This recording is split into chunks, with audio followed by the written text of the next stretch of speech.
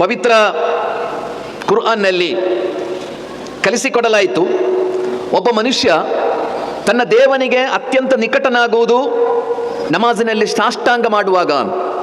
ಸುಜೂದ್ ಅಂತ ಹೇಳ್ತೇವೆ ನಾವು ಅದಕ್ಕೆ. ನೀವು ನಿಮ್ಮ ತಲೆ, ನಿಮ್ಮ ಹಣೆ ಅದು ದೇವನ ಬಳಿ ಮಾತ್ರ ಬಗ್ಗಬೇಕೆಂಬುದು ಕುರ್ಆನ್ನ ಆದೇಶ. ಬೇರೆ ಯಾರ ಬಳಿಯೂ ನಿಮ್ಮ ಈ ತಲೆ ಬಗ್ಗಬಾರದು. ನಿಮ್ಮ ಹಣೆ, ನಿಮ್ಮ ತಲೆ ಅದು ಬಗ್ಗಬೇಕಾದದ್ದು ನಿಮ್ಮ ಸೃಷ್ಟಿಕರ್ತನ ಎದುರಿನಲ್ಲಿ ಮಾತ್ರ. ಹಾಗೆ ಒಬ್ಬ ದಾಸ ತನ್ನ ದೇವನಿಗೆ ಅತಿ ಹೆಚ್ಚು ನಿಕಟನಾಗುವುದು ಸುಜೂದು ಮಾಡುವಾಗ ಅಂತ, ಸಾಷ್ಟಾಂಗ ಎರಗುವಾಗ. ಆದರೆ ಆ ಸಾಷ್ಟಾಂಗ ಎರಗಿ ನೀವು ಏನು ಪ್ರಾರ್ಥಿಸಬೇಕು ಅಂತ ಕುರ್ಆನ್ನಲ್ಲಿ ಕಲಿಸಿಕೊಡಲಾಗಿಲ್ಲ. ಹಾಗೆ ಸಾಷ್ಟಾಂಗ ಮಾಡಿ ದೇವನೊಂದಿಗೆ ನೀವು ಏನು ಪ್ರಾರ್ಥಿಸುತ್ತೀರೋ ಅದನ್ನು ದೇವ ಕೊಡುತ್ತಾನೆ ಅಂತ ಕಲಿಸಿಕೊಡಲಾಗಿದೆ. ಆದರೆ ಆ ಸುಜೂದಿನಲ್ಲಿ, ಆ ಸಾಷ್ಟಾಂಗದಲ್ಲಿ ನೀವೇನು ಪ್ರಾರ್ಥಿಸಬೇಕು ಅಂತ ಕುರ್ಆನ್ನಲ್ಲಿ ಹೇಳಲಾಗಿಲ್ಲ. ಅದು ಪ್ರವಾದಿ ವಚನಗಳಲ್ಲಿ ನಿಮಗೆ ಮಾರ್ಗದರ್ಶನ ಸಿಗುವುದು. ಅದೇ ಕುರ್ಆನ್ನಲ್ಲಿ ನಿಮ್ಮ ಪತ್ನಿ ಮಕ್ಕಳಿಗೆ ಹೇಗೆ ದೇವನೊಂದಿಗೆ ಪ್ರಾರ್ಥಿಸಬೇಕು ಅಂತ ಕಲಿಸಿಕೊಡಲಾಗಿದೆ. ಅದೇ ಕುರ್ಆನ್ನಲ್ಲಿ ನಿಮ್ಮ ತಂದೆಗೆ ಮತ್ತು ನಿಮ್ಮ ತಾಯಿಗೆ ನೀವು ಹೇಗೆ ಪ್ರಾರ್ಥಿಸಬೇಕು ಅಂತ ಕಲಿಸಿಕೊಡಲಾಗಿದೆ. ಮದೀನಾದ ಮಸೀದಿಗೆ ಒಬ್ಬ ಗ್ರಾಮೀಣ ಬಂದ, ನಮಾಜ್ ಮಾಡುವ ಸ್ಥಳದಲ್ಲಿ ಮೂತ್ರ ಮಾಡಿದ. ನಮಾಜ್ ಮಾಡುವ ಸ್ಥಳದಲ್ಲಿ ಮೂತ್ರ ಮಾಡಿಬಿಟ್ಟ.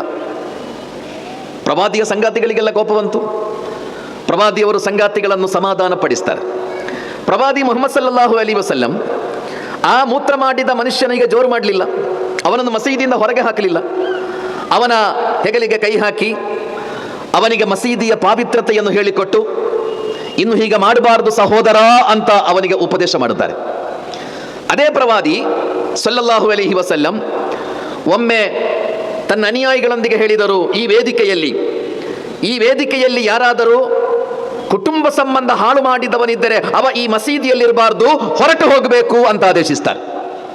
ಮಸೀದಿಯಲ್ಲಿ ಮೂತ್ರ ಮಾಡಿದ ಒಬ್ಬ ವ್ಯಕ್ತಿಯನ್ನು ಮಸೀದಿಯಿಂದ ಹೊರಟು ಹೋಗುವಂತ ಪ್ರವಾದಿ ಆದೇಶಿಸಿಲ್ಲ, ಅವನಿಗೆ ಬುದ್ಧಿವಾದ ಹೇಳಿದ್ದಾರೆ. ಅದೇ ಮಸೀದಿಯಿಂದ ಯಾರಾದರೂ ಕುಟುಂಬ ಸಂಬಂಧ ಹಾಳು ಮಾಡಿದವ ಈ ವೇದಿಕೆಯಲ್ಲಿ ಇರುವುದಾದರೆ ಅವರು ಈ ಮಸೀದಿಯಲ್ಲಿ ಇರಬಾರದು, ಅವರು ಈ ಮಸೀದಿಯಿಂದ ಹೊರಟು ಹೋಗಬೇಕು.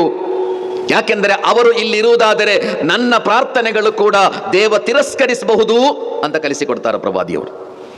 ಅಂದರೆ ಸಹೋದರ ಸಹೋದರಿಯರೇ, ಕುಟುಂಬ ಜೀವನ ಎಂಬುದು ಅಷ್ಟು ಪ್ರಮುಖವಾದ ಒಂದು ವಿಷಯ ಕುರ್ಆನ್ನ ಶಿಕ್ಷಣದಲ್ಲಿ.